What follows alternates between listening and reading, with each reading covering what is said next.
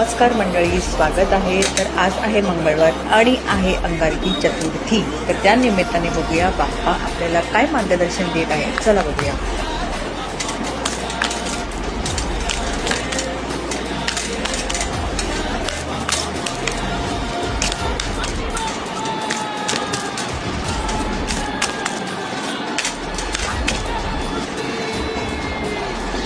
तर हा आला आहे कार्ड मंडळी आणि कार्ड सांगत आहे मंडळी, जर तुम्ही खूप दगदग करत असाल, कामाचा खूप ताणतणाव घेतला आहे, तर तुम्हाला बाप्पा हे सांगत आहेत की जरा शांत बसा, थोडं स्वतःकरता वेळ काढा, थोडा आराम करा.